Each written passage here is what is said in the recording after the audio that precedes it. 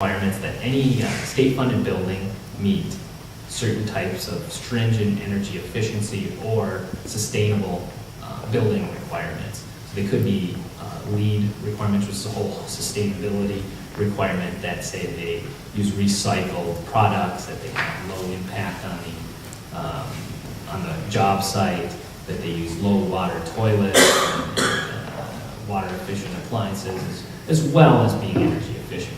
But other states such as Minnesota have just required a 30% increase in energy efficiency over code. So 15 states have these requirements. And really the idea is to drive technology development within the state and set an example. They call it lead by example, to set an example for industry and to put these buildings on the ground and say, hey, look, this is possible. It didn't cost that much more. The savings that we're gaining the payback is fairly quick. It be 3 years, 3 or 4 years for the extra expense that it might cost to build one of these high efficient buildings.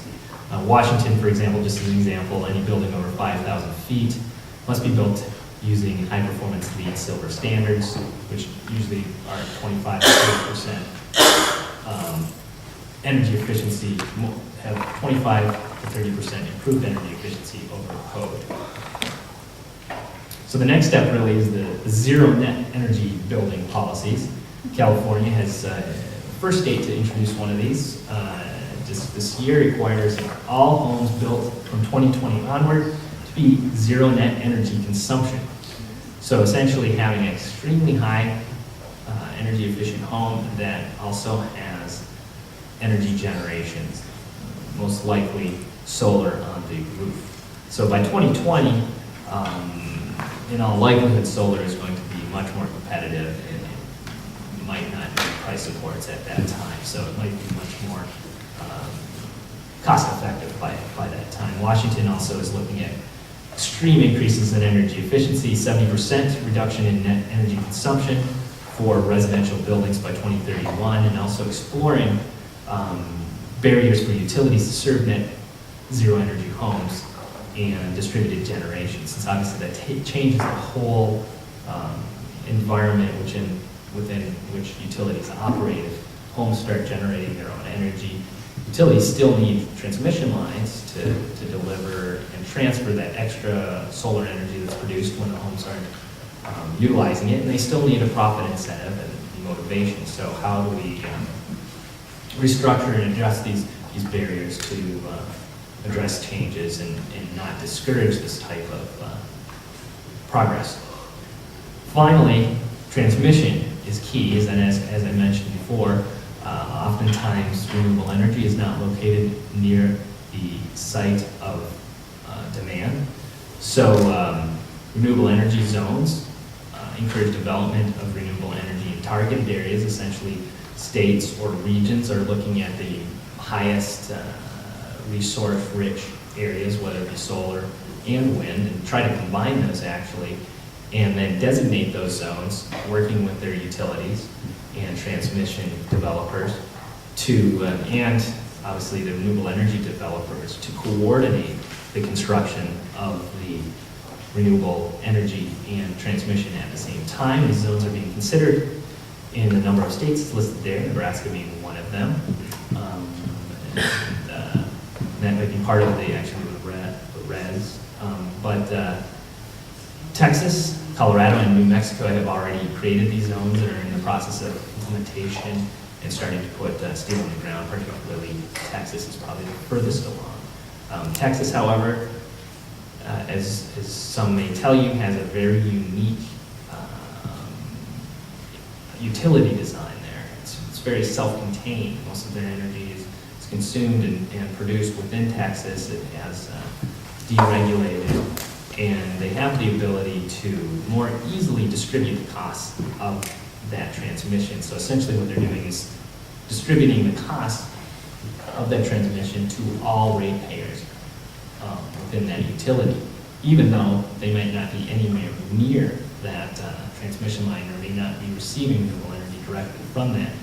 The reason they are doing that is because the modeling they have done has shown that the increase in fluidity and ability of the market to function smoothly with these extra lines, and the ability to transfer electricity more easily, and the addition of the wind energy from the Texas Panhandle, in coordination with the decrease in forecasted decrease in natural gas prices due to the added wind, will actually lower prices for all consumers. So all consumers on that within that utility will benefit, so they see it as appropriate to distribute the costs. So final thoughts. Ultimately, state policy must complement state infrastructure and existing resources. Incentives that provide long-term predictability and allow for reasonable profit and no threat of income loss for the utility work best. I mean, I think we have to be realistic. If the utilities are going to see significant losses, or if businesses are going to see losses, they're going to be very resistant, and it's really not going to succeed. So I think you really have to look at the practicality, and there are nuts and bolts analysis, economic analysis that's been done in New Jersey and a host of different states, showing how utilities, businesses can all find some benefit from adding renewables into the grid. Energy efficiency is a central tool to keeping rate impacts low, and with the national policy on the horizon, this may have a significant impact, especially for early actors, those folks that maybe have already embarked on, say, climate or renewable portfolio standards and are implementing pursuing their own goals within their states, are likely to benefit slightly from national policies, since the ones that have been introduced actually provide extra, say, carbon credits or extra renewable energy credits to those states that have already advanced, so essentially that they're not penalized. They don't want to be penalized, suddenly set back. So there may be an advantage to being ahead of national policy on this, and the fact that they'll already have the infrastructure in place and be able to hit the ground running. And in addition, much of the policy is looking at state sovereignty to some extent, and so if a state has an existing policy, it may be more able to protect its interests in administering and meeting its goals in the way it sees fit. So that's it. Do I have any questions? Was I as good as Britney Spears?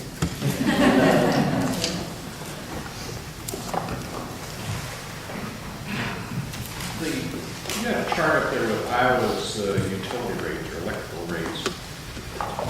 Did they calculate in any way the cost of the incentives, the property tax, the sales tax, the 1 cent or the 1.5 cent per kilowatt credit?